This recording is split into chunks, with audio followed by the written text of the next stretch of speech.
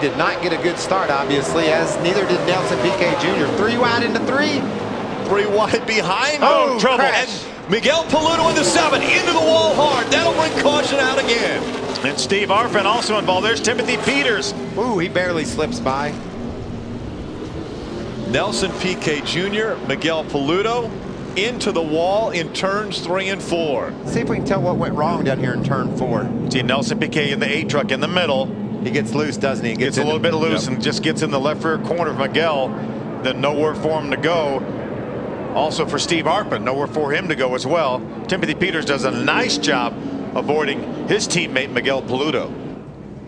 Timothy's had a tough night, but it didn't get any tougher. I mean, that was a great save he made. You can watch him coming in here late. He gets hit in the back by the 39 truck. Spun around, but yet doesn't make it worse by running into these guys. He lets off the brake at just exactly the right time and turns the wheel left to avoid Miguel Paludo. Look at this glob of trucks coming, Phil. Yeah, Nelson just got a little bit loose, had to chase it up the hill just enough. And unfortunately, Miguel was already there, but Miguel was up to the top of the black. I mean, he couldn't have given him any more room, it didn't look like. No, Miguel did just what he was supposed to. Nelson just got loose and caused a crash. You can see all the room Nelson had to the left. He could have been down on Joey Coultermore. It looked like that thing got sideways on entry. Yeah. You know, real early, he couldn't turn it like he hoped to, and that's why he was up the hill so far. It's the second KHI truck to sustain some pretty significant damage in addition to Ron Hornaday. Check out Brendan Gaughan. He raced his way up here. Middle of 3. Oh, yeah, Brendan was in the middle of 3 himself. Keep coming, put it on the inside.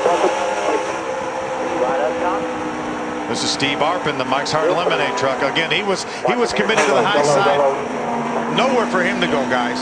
Spotter said go low, but there was no possibility of going low. Yeah, you can't turn these trucks that fast. They don't react that quickly. Look at that 7 truck of Miguel Paludo up off the ground when he clobbered that outside wall.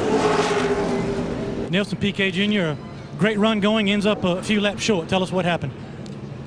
Restart went okay. The 22, I don't know what he did in turn 1. He backed off so much that I had to go on his outside, making myself 3 wide. And I went into turn 3 and 3 wide.